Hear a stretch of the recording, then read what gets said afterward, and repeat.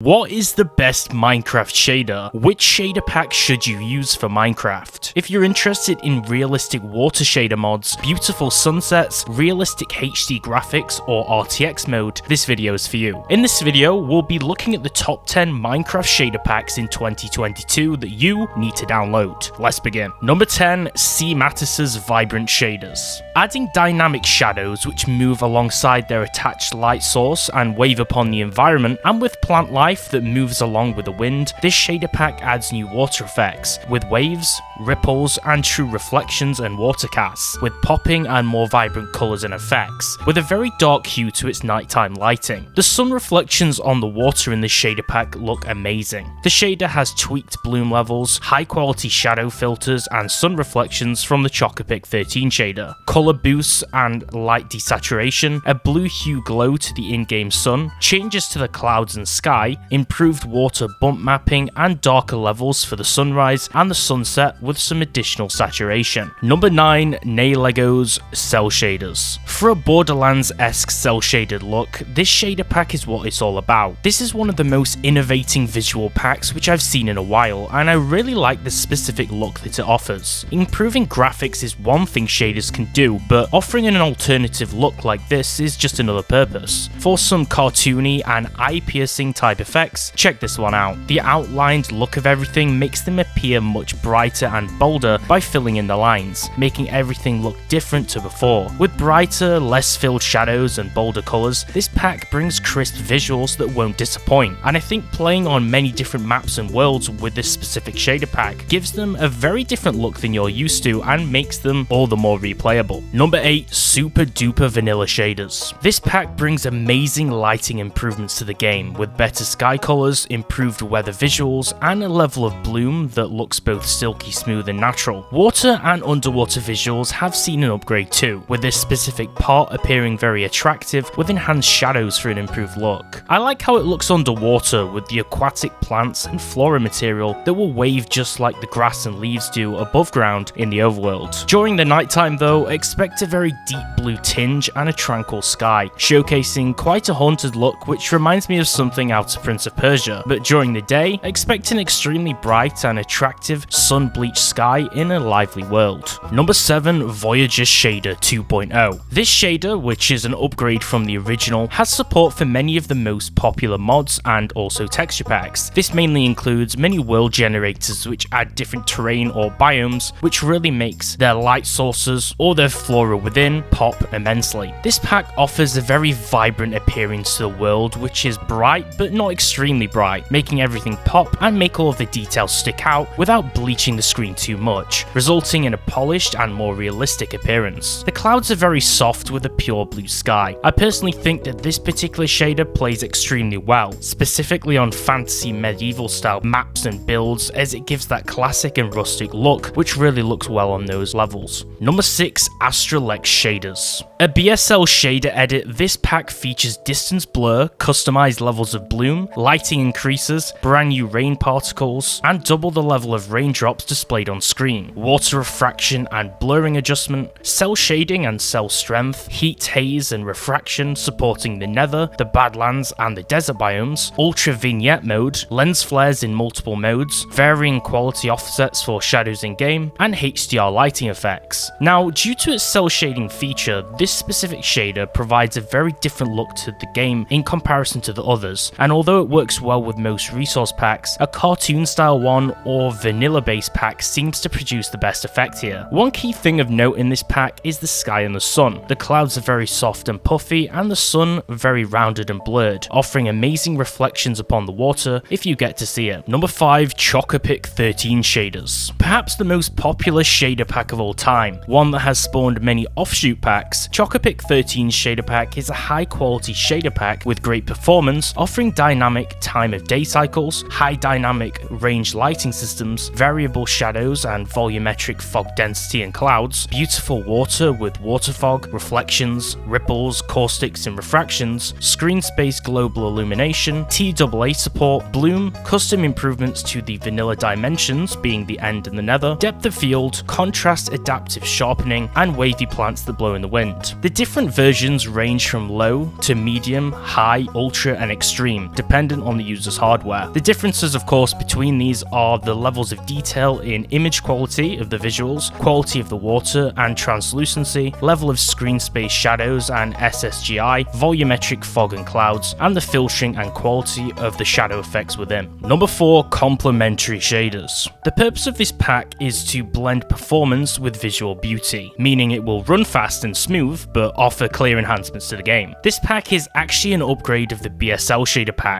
It's an offshoot variant based upon it. The atmosphere of the game looks great, and through its heavy fog, changes to the sky and the weather system, with upgraded moonlight and glow and shine from it, this pack has pure visual fidelity. Just play during sunset or at night time during the rain and watch it patter upon the top of the water, or experience the beautiful aurora borealis at night time, which you can see in the more snowy and icier biomes, such as the snowy tundras. As for the end and the nether dimensions, there are clear upgrades that look breathtaking. For an example, the lava is extremely vibrant and bright here, with higher contrast colours, making it look much hotter and dangerous. And of course, the backdrops of the end dimension and all of the purples here pop immensely, and the eyes of the Enderman also look extremely piercing, making them glow very brightly. Number 3, Sildur's Vibrant Shaders. Sildur overhauls the lighting system in-game through a series of different effects, coming in various available downloadable presets for the different levels of hardware which the players may have. With this shader pack, you can expect some very bright warm sunshines and a better and more iconic looking sunrise, smoother looking clouds, and also shadows which are drawn upon not just the terrain but also upon the water. These shaders have always been known for their good level of performance and just how stable they are, as well as running on many different systems. Offering great visuals, Sildur has some amazing looking fog overlays and god rays. This shader pack pairs very nicely with the majority of texture packs, and with its distance, blur tone mapping and bump mapping, color boost and color filters, parallax mapping, underwater shadows and temporal anti-aliasing, this is a very powerful shader pack with very good levels of technology. This pack is definitely for those who want to still feel like they're playing vanilla but get a big visual enhancement that's good but also extremely subtle at the same time. Number 2, BSL Shaders. One of the more popular shaders out there, this shader pack boasts a series of key features, from real-time shadows, volumetric lighting, bloom, ambient occlusion, customizable clouds and water settings, anti-aliasing, motion blur and depth of field, specular and normal mapping, cell shading, and world curvature, just to name a few. This shader brings more of a realism factor which doesn't stray too far away from the vanilla game. It does this through its warm lighting, its realistic water reflections and particle effects, and methods of both rendering lava and also water as believable fluids. With the biome dependent weather colours, tweaks to the lighting, real-time shadows and the brand new skyboxes, this is vanilla upgraded but with a beautiful tint to it. This shader pack has a strong level of customization, letting you cycle from low to medium, high and ultra settings for fine tuning, which of course is very dependent upon the hardware which you're running. Number 1, Sonic Ether's Path Tracing Shaders, aka SEUS PTGI. The most infamous shader around, Sonic Ether's unbelievable shaders are mostly objectively seen as the best shader out there so far, and for good reason, mainly due to its path tracing technology which makes everything in game look otherworldly. This technology basically allows for ray tracing type effects in game without actually owning an RTX tier graphics card, meaning the world will look very high quality with enhanced shadows, highlights, reflections and more. With a reasonable level of performance, which is mostly being fairly resource intensive, this pack features a multitude of layers of rendering techniques